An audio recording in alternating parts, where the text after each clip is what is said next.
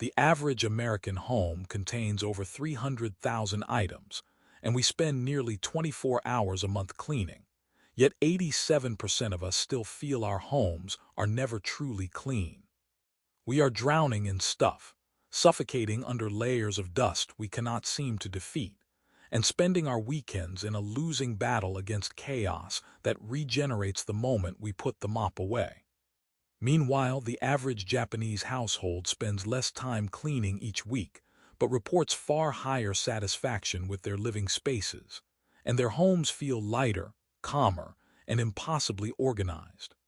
Walk into a Japanese home and there is a quality to the air itself, a stillness, a sense that every object has a purpose and every surface has been touched with care. This isn't about minimalism or throwing everything away. It's not about adopting some extreme aesthetic of empty white rooms and a single futon on the floor. It's about one ancient tradition so powerful, so transformative, that I tried it myself last December, and I will never clean the same way again. Today, I'm sharing the 8 principles of the Japanese Oosouji deep cleaning marathon, a ritual that has been practiced for centuries, and by the end, you will have a complete blueprint to transform your home in a way that sticks. Some of these principles are so simple they will shock you. Others are so genius, you will wonder why no one ever told you. And the first one, the one we are starting with, is a rule about gravity that I had somehow never thought to apply to my own living room, until I watched a 70-year-old Japanese grandmother clean a ceiling with the focus of a surgeon. Number 8. They clean from top to bottom like gravity is sacred. In the West, we tend to clean in whatever order feels convenient. We wipe the kitchen counters, then sweep the floor. Then notice the dusty ceiling fan and knock debris all over the freshly swept floor. We vacuum the living room carpet, then dust the shelves above it, sending particles raining down onto the rug we just cleaned. We spray the bathroom mirror, wipe it to a streak-free shine, then scrub the counter below it, splattering soap scum and toothpaste residue back onto the glass we just perfected. This is chaos. It is not cleaning. It is a frantic, circular dance of recontamination that we have somehow accepted as normal. The Japanese Oosouji tradition operates on a principle so obvious it feels almost embarrassing to state out loud.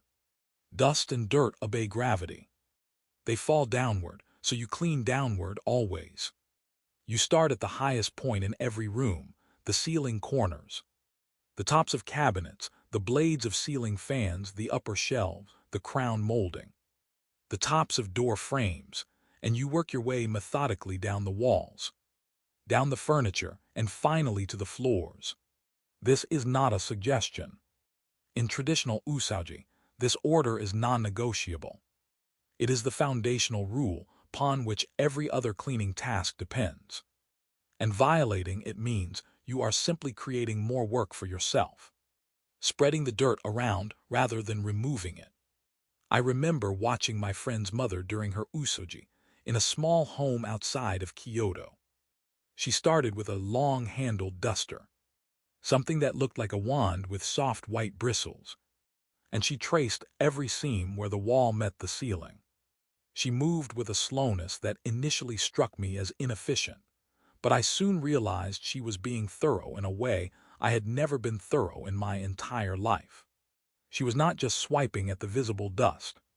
She was methodically extracting every particle from every crevice, and she let it all fall onto the tatami mats below without a flicker of concern, because she had not cleaned the mats yet. That was the point. The mats were last. A 2022 study from the University of Tokyo's Department of Architecture examined cleaning efficiency in over 400 households and found that those who cleaned in a strict top-to-bottom sequence reduced airborne particulate matter by 34% more than those who cleaned in an arbitrary order. And the effects lasted longer because settled dust was not being redistributed onto already cleaned surfaces.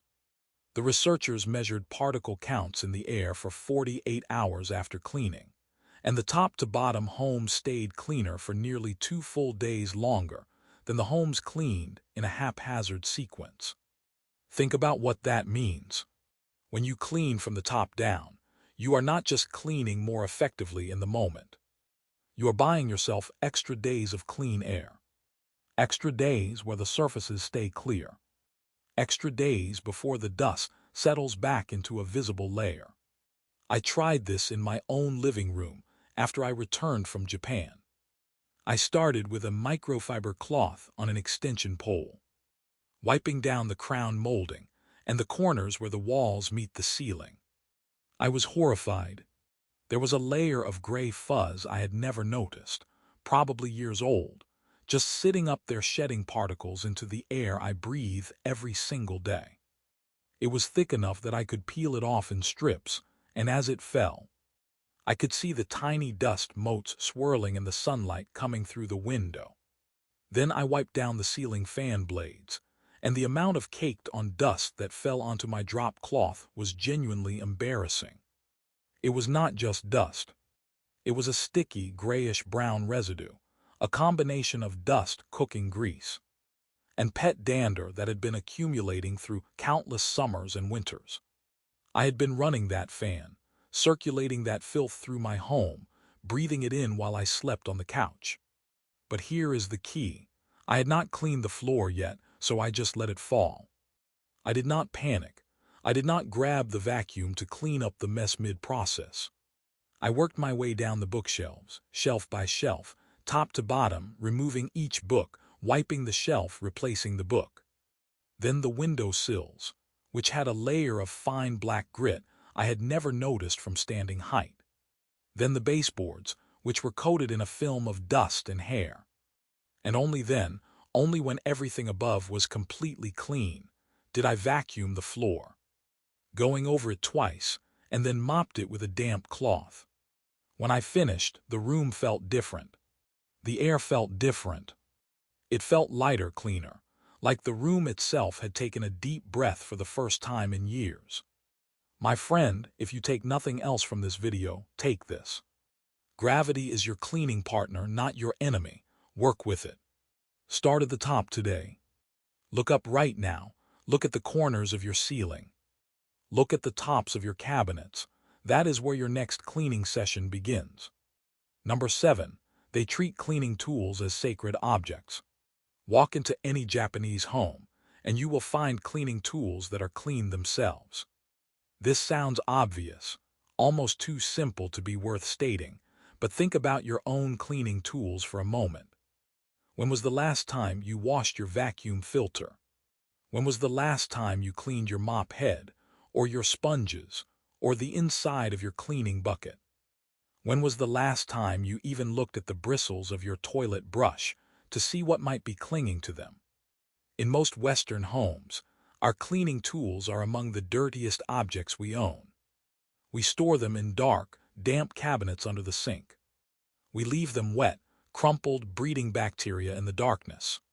We use a sponge until it smells, and then we keep using it because we have convinced ourselves that the smell is just the smell of an old sponge, not the smell of millions of microorganisms colonizing the very thing we use to wipe our counters.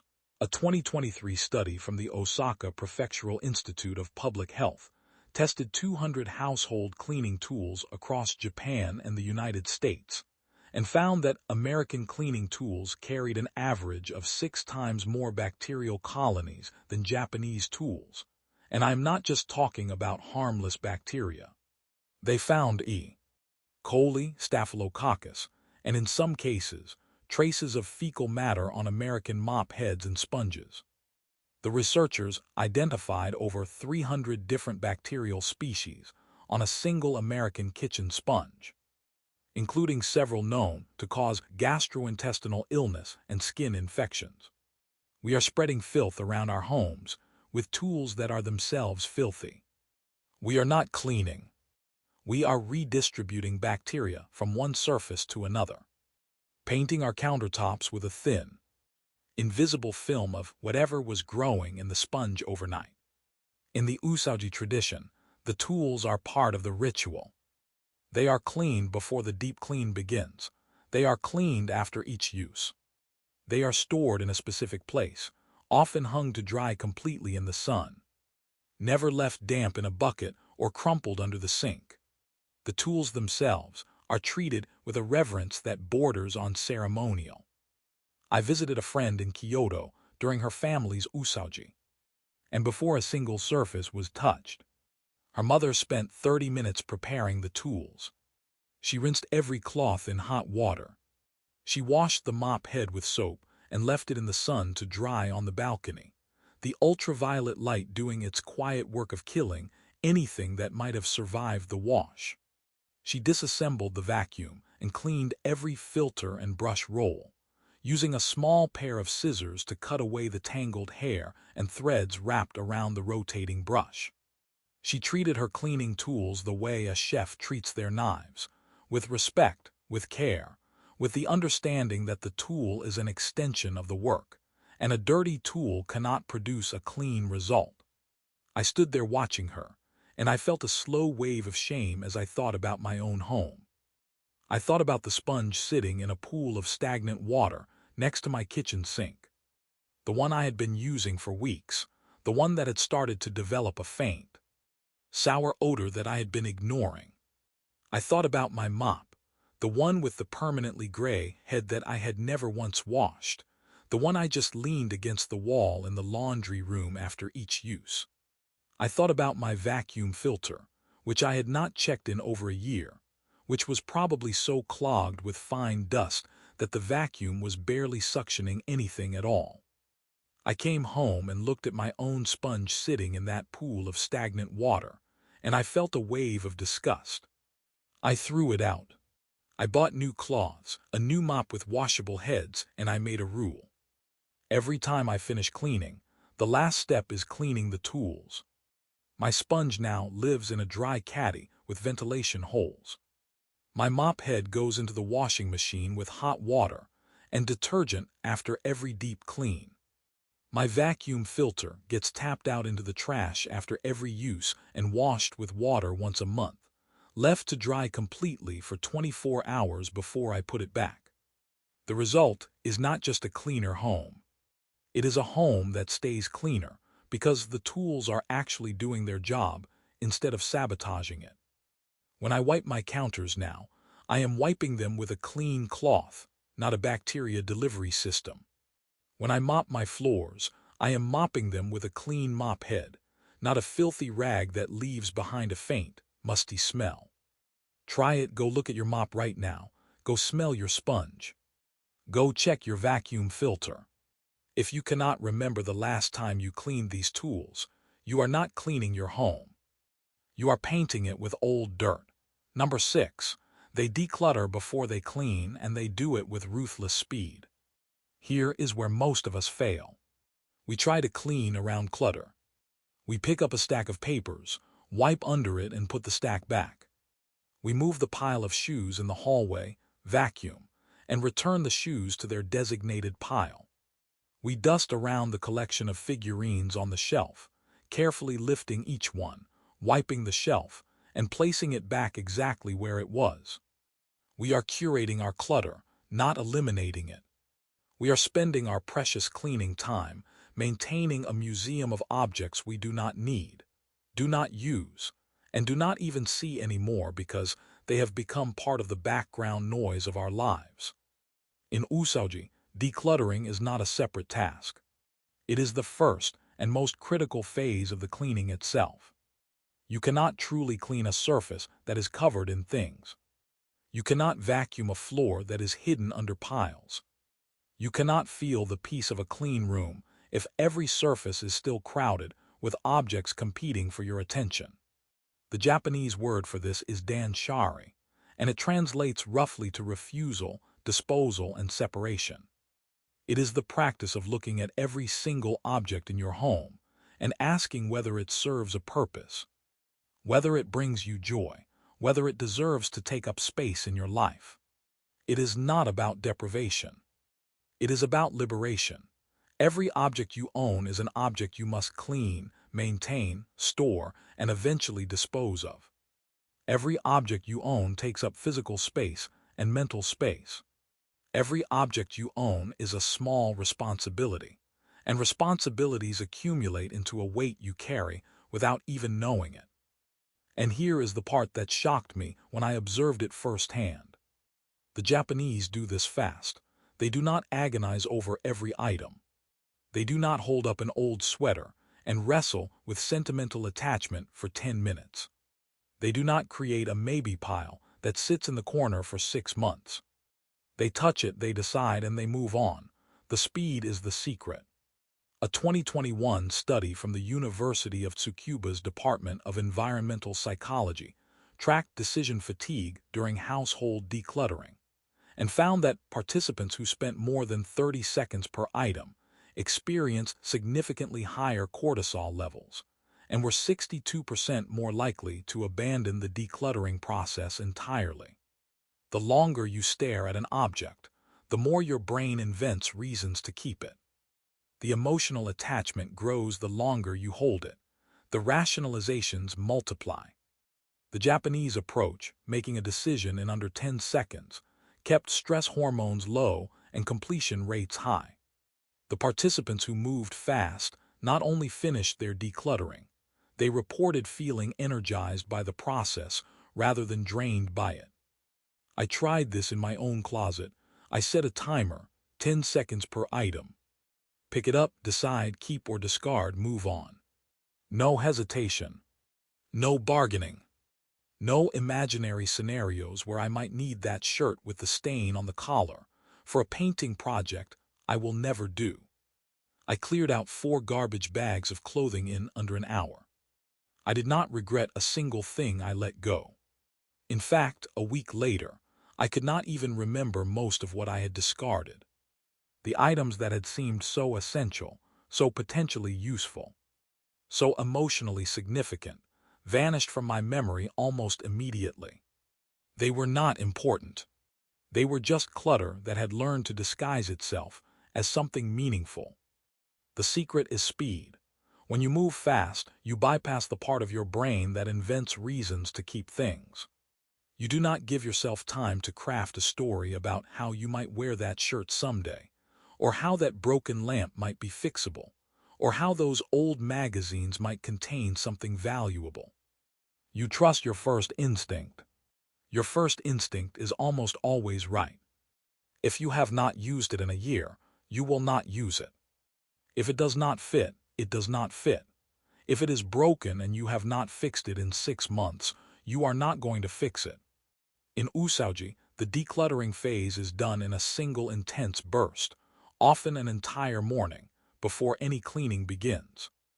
You remove the excess, and then you clean what remains. It is so much easier to clean a space that is not stuffed with things you do not need. You can actually reach the surfaces. You can actually see the dirt. You can move freely through the room without navigating around obstacles. Try it this weekend. Pick one room, set a timer for 10 seconds per item, do not pause. Do not negotiate with yourself. Do not create a maybe pile. Keep or discard. That is it. Watch how much lighter the room feels before you even pick up a cloth. The decluttering alone will feel like you have cleaned something profound. Number 5. They clean areas you cannot see, and they do it first. When was the last time you pulled out your refrigerator and cleaned behind it? When was the last time you emptied your kitchen cabinets and wiped down the shelves inside? When was the last time you cleaned the top of your door frames, or the inside of your light fixtures, or the space behind your toilet where the pipe meets the wall? For most of us, the answer is never. We clean what we can see. We clean what guests might notice. We clean surfaces, countertops, floors, mirrors. We clean the visible, the obvious, the things that would embarrass us if someone came over unexpectedly. But in Oosouji, the invisible spaces are the most important.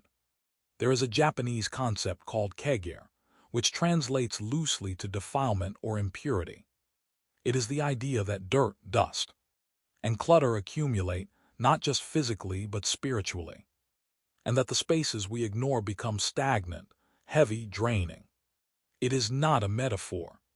The dirt you cannot see is still affecting you. It is still in the air you breathe. It is still attracting pests. It is still decomposing, releasing particles, creating a low-level toxicity in your environment. In traditional Oosouji, families pull out every piece of furniture. They empty every cabinet and closet.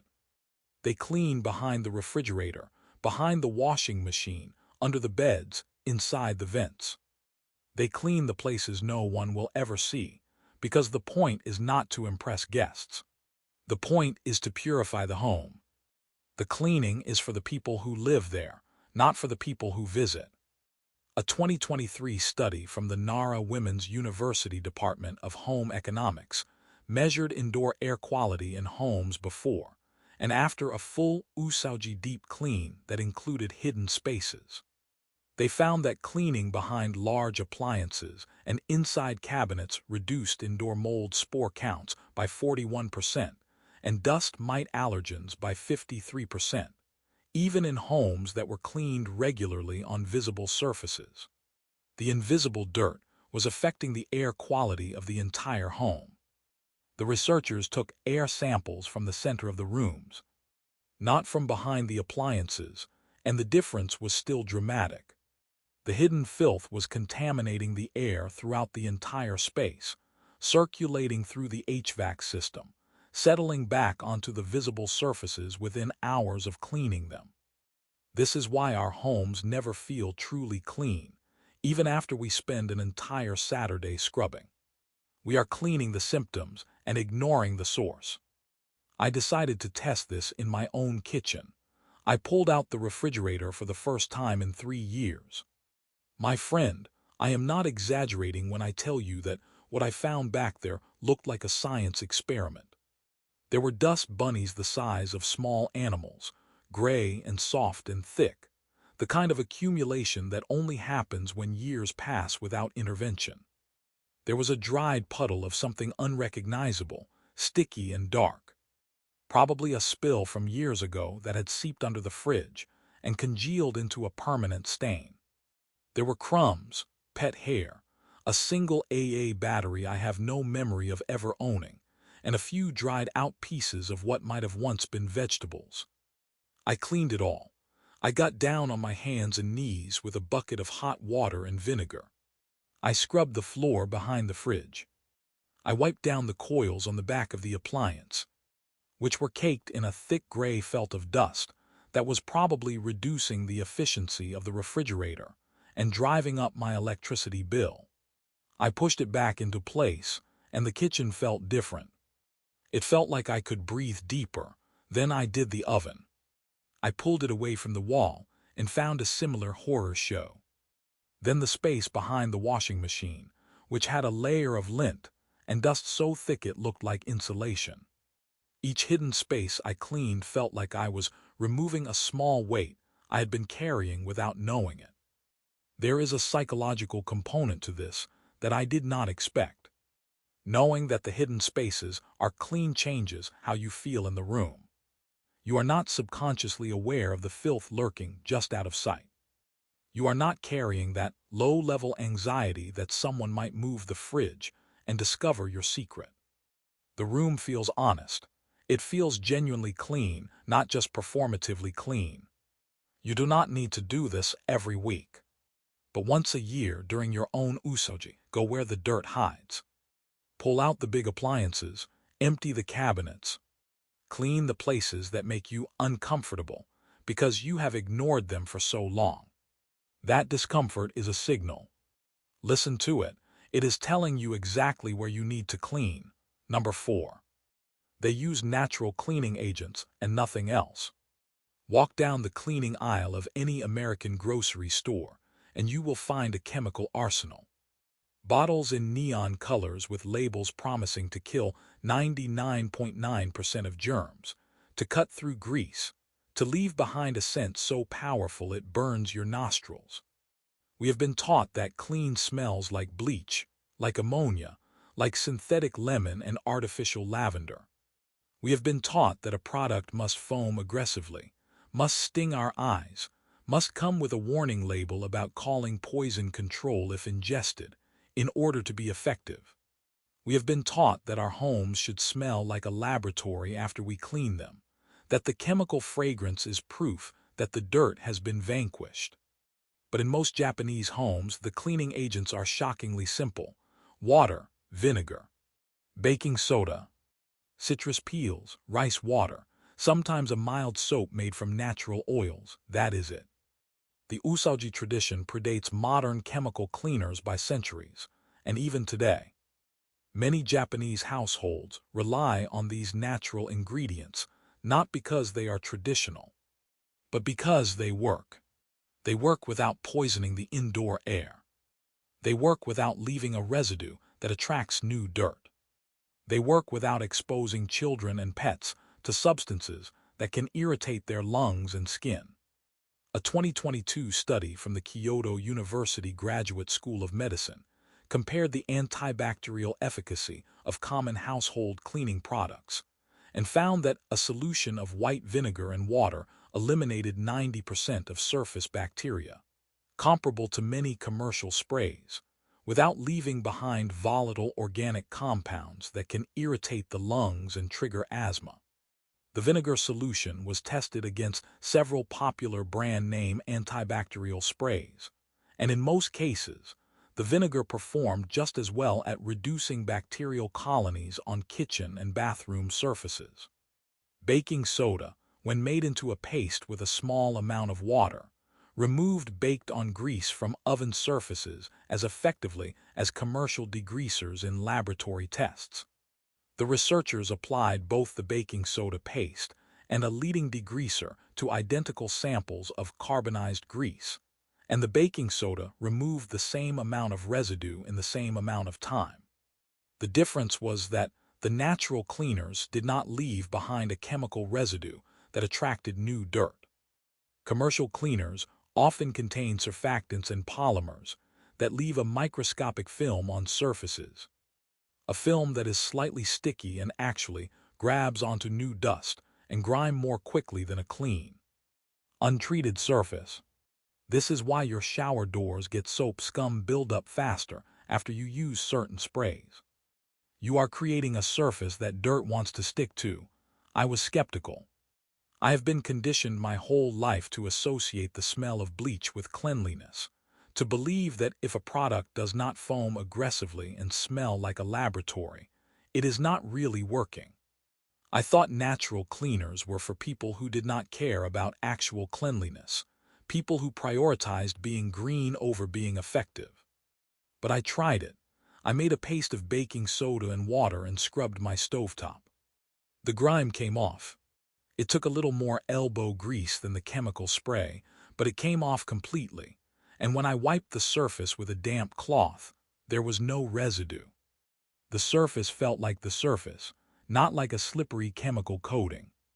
I filled a spray bottle with equal parts white vinegar and water and a few strips of lemon peel, let it sit for a day to infuse, and used it on my bathroom tiles. The soap scum dissolved.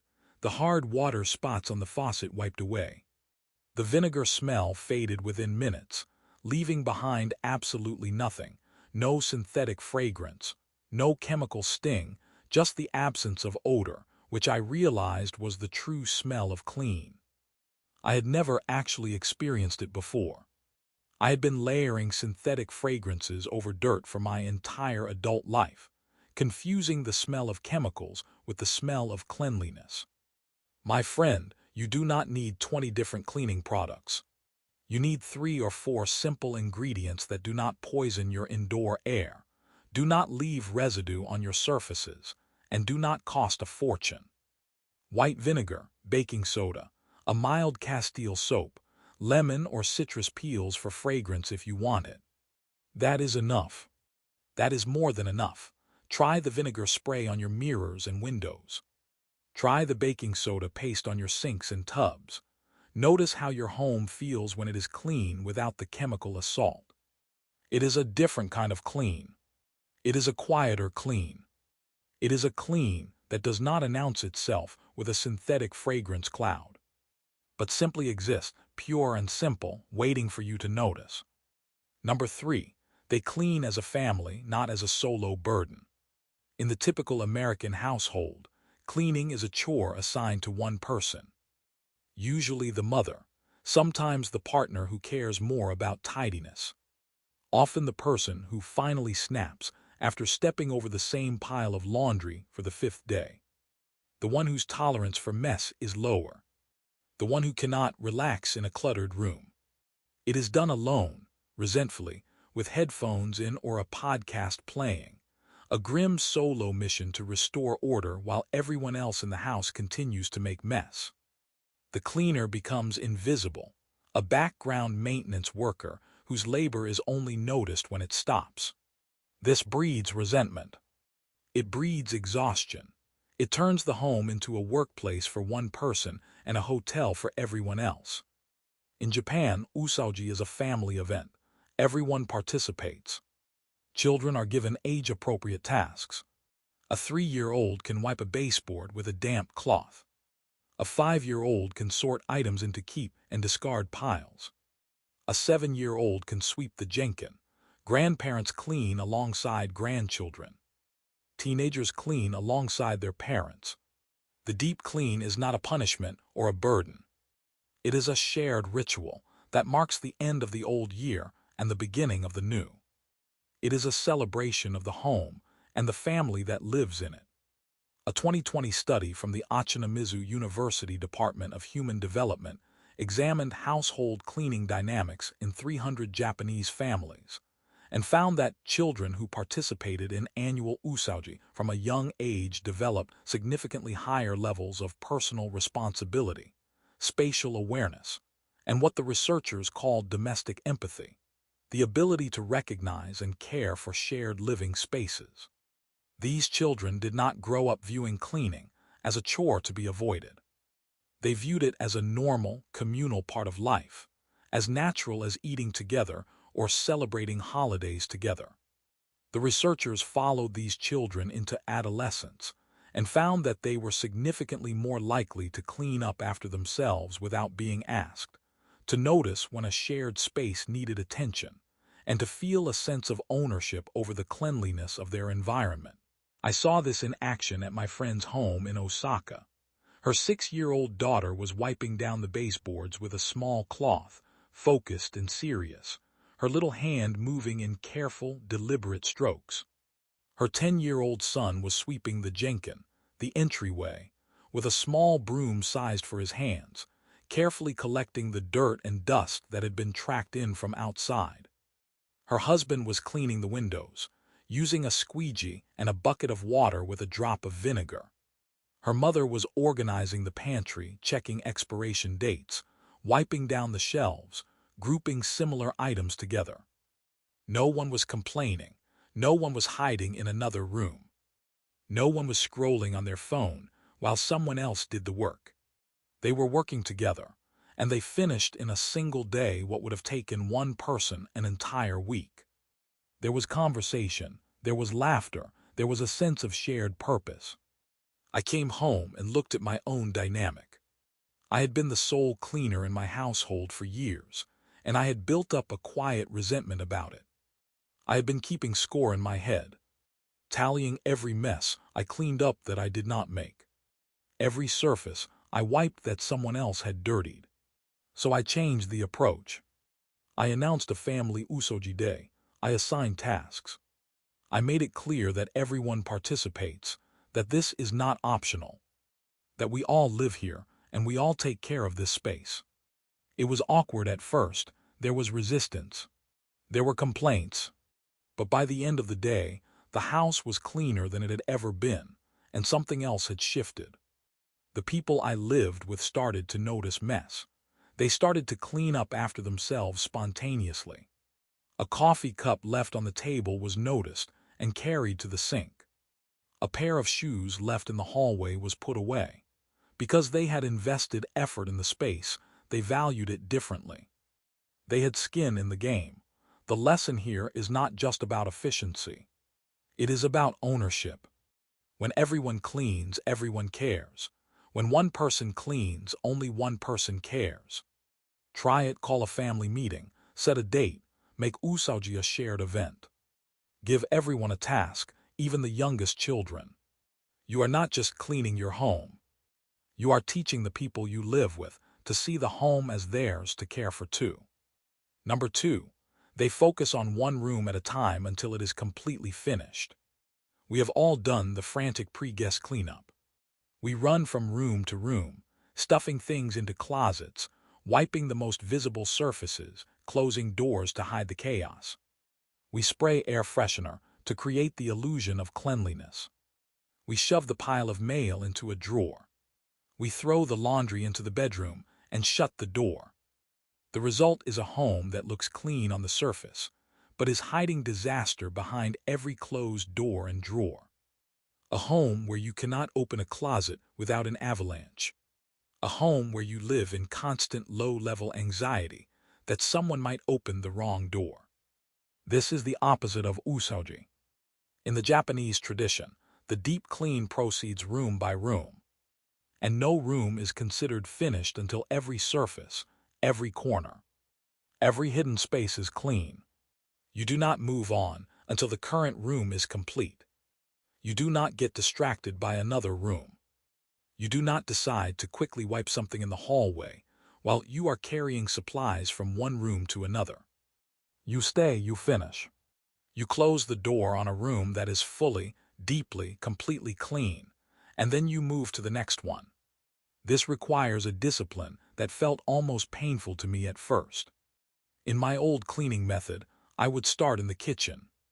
Get bored after 20 minutes, wander into the living room, dust a few shelves. Notice the bathroom mirror was dirty, clean that. Then remember I had not finished the kitchen counters, and by the end of the day, every room was partially clean, and none were truly clean. I had spent 8 hours cleaning, and had no finished rooms to show for it. The whole house still felt messy, because every room was still in progress. A 2021 study from the Tokyo Institute of Technology's Department of Human Behavior and Design tracked cleaning patterns in Western versus Japanese households, and found that the multi-room scatter approach, which they called fragmented cleaning, resulted in 47% more time spent cleaning with 28% lower satisfaction scores. The room-by-room completion method produced measurably cleaner spaces in less time, and participants reported significantly higher feelings of accomplishment and calm. The researchers measured cortisol levels before and after cleaning sessions, and the room completers showed a much steeper drop in stress hormones. The fragmented cleaners actually showed a slight increase in stress because they had spent hours working and had no sense of completion to show for it. The reason is simple. A half-cleaned room still feels chaotic to the brain. It still triggers that low-level stress response, that nagging sense of unfinished business. Your brain knows the room is not done. It keeps a background process running, a small but persistent drain on your mental energy. A fully cleaned room, even if the rest of the house is still messy, feels like a sanctuary. It gives you a place of peace to retreat to. It proves to your brain that the mess is conquerable. It is a proof of concept. I tried this in my own home. I started in the bathroom. I did not leave that bathroom until every tile was scrubbed, every surface was wiped. The mirror was streak-free, the cabinet was organized, the floor was mopped. The towels were fresh, and the shower curtain was clean. It took 2 hours. When I stepped back and looked at the finished room, I felt something I had not felt in a long time. I felt genuinely proud. The bathroom looked like a hotel bathroom. It smelled like nothing, just clean air. Then I closed the door and moved to the next room. By the end of the weekend, every room in my house had received the same treatment. The feeling of walking through a home where every single room is completely clean, not just surface clean, is almost impossible to describe. It is like the house itself is exhaling. It is like the walls are relaxing. Try this, pick one room. The smallest one if you need a quick win, the bathroom or a small bedroom.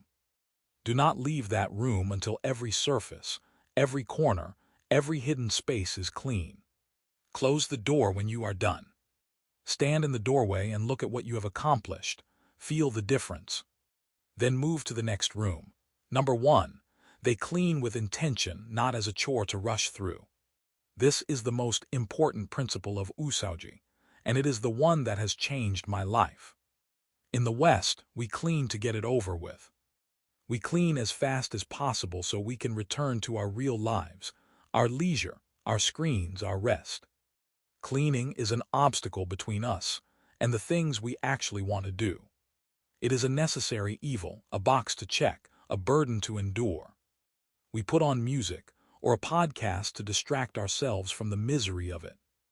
We rush through the motions, our minds elsewhere, our hands moving automatically, while our brains are consumed with what we will do when the cleaning is finally finished. In Japan, the cleaning itself is the point. Oosouji is not just about removing dirt. It is a spiritual practice of renewal.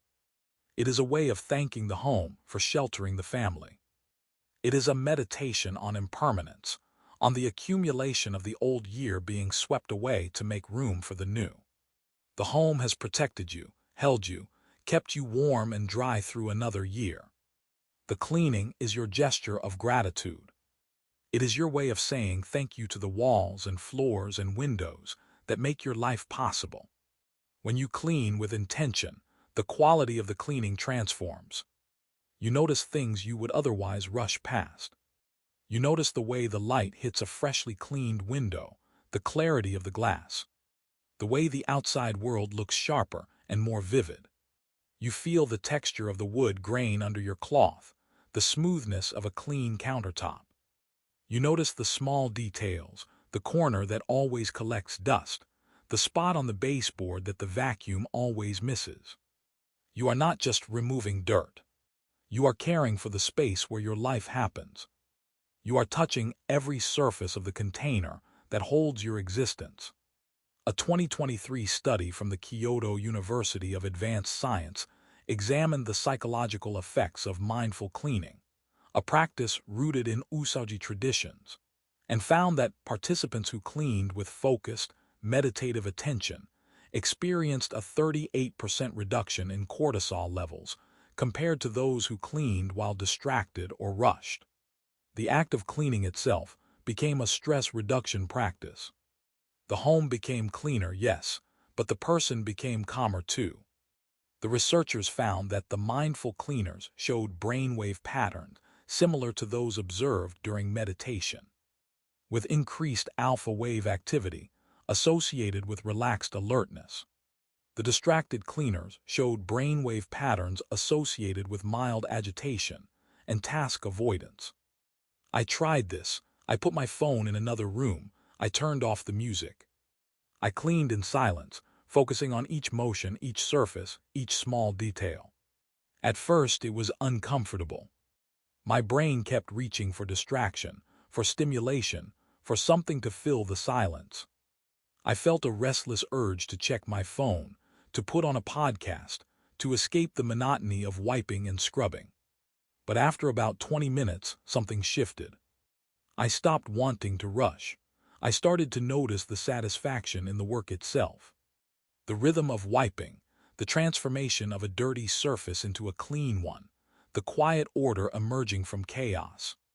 I noticed the way the cloth moved across the wood, the way the dust collected at the edge of the surface, the way the room slowly, steadily transformed under my hands. It became almost meditative, and when I finished, the house was not just clean. It felt peaceful. It felt like it had been cared for by someone who loved it, not assaulted by someone who resented it. The silence in the clean house was different from the silence in a messy house. It was a full silence, a rich silence, a silence that felt like rest rather than neglect. My friend, this is the heart of Oosouji. You are not just cleaning your house. You are resetting your relationship with the space where you spend your life. You are treating your home as a place worthy of care, and in doing so, you are treating yourself as worthy of living in a cared-for space. You are not a servant to your home. You are its partner.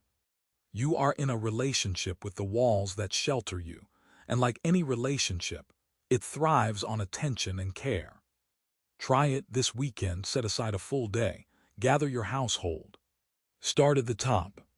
Use simple tools. Work room by room. Clean the hidden spaces. And do it all with your full attention, not as a chore to survive, but as a ritual to honor. I promise you, your house has never been this clean. And more than that, you have never felt this way in your home. You have never felt this light, this calm, this at peace in the space where you live. The Oosouji tradition has survived for centuries for a reason. It works. It transforms not just the home, but the person who lives in it.